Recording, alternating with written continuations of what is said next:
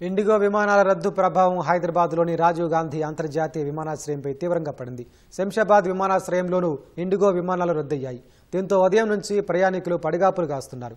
గంట గంటకు సమయాన్ని పొడిగించడంతో ప్రయాణికులు ఆందోళనకు దిగారు. ఉదయం నుంచి ఆహారం లేకుండా ఎయిర్పోర్ట్లోనే పడిగాపులు కాస్తున్నామని వారు వాపోయారు. ఇండిగో సిబ్బంది పొంతనలేని సమాధానాలతో ఆగ్రహం చెందిన ప్రయాణికులు వారితో వాగ్వాదానికి దిగారు. శంషాబాద్ నుంచి ఇప్పటి వరకు 155 ఇండిగో విమాన సర్వీసులు రద్దవుగా అనేక విమానాలు ఆలస్యంగా నడుస్తున్నాయి. వరస్ట్ సర్వీస్ అన్న లోకల్ బస్సులో కూడా ఇంత ఇబ్బంది కాదు మనకి. నిజంగా చెప్తున్నాము, అసలు ఎయిర్పోర్ట్ ప్రయాణం అంటేనే విసుగునేలా ఉంది వీళ్ళ సర్వీస్ ఇండిగో వాళ్ళది. చాలాసార్లు వెళ్ళాను కానీ ఎప్పుడు ఇలా కాలేదు. రిఫండ్ రీషెడ్యూల్ చేస్తే సరిపోతుంది కానీ అదే అమౌంట్ లేదు. ఈ రోజు టికెట్ సెర్చ్ చేస్తే 20,000 చూపిస్తున్నారు. టికెట్ ఇంచుమించు ఒక నెల రోజుల ముందు బుక్ చేసుకున్నానండి. నేను తిరుపతికి వెళ్ళాలి. నాకు ఇవాళ మార్నింగ్ మెసేజ్ వచ్చింది ఫస్ట్ క్యాన్సిల్ అయిందని.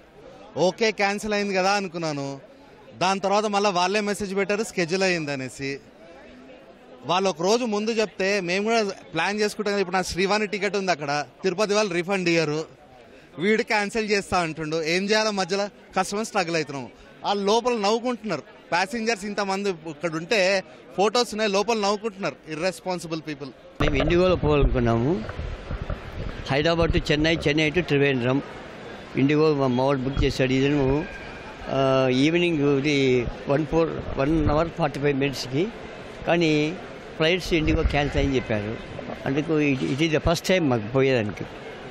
కానీ మాకు ఎప్పుడు బుక్ చేసుకున్నారు సార్? ఒక 10 days బ్యాక్ మా అబ్బాయి బుక్ చేశాడు. జస్ట్ ఒక 1 hour బ్యాక్ మెసేజ్ వచ్చింది క్యాన్సిల్ అయినట్టు. చాలా అంటే వరస్ట్. కనీసం మనకు 2 days ముందన్న ప్రయర్ నోటీస్ ఉంటే మనం ఆల్టర్నేటివ్ ప్లాన్ చేసుకోవచ్చు. మరి ఇప్పుడేమో రీఫండ్ అని ఇస్తారు, లేదంటే ఆల్టర్నేటివ్ ఉంటే బుక్ చేస్తారు అంటున్నారు. మరి ఏమనేది తెలీదు. 1 hour 1.5 hourగా క్యూలో వెయిట్ చేస్తున్నాను.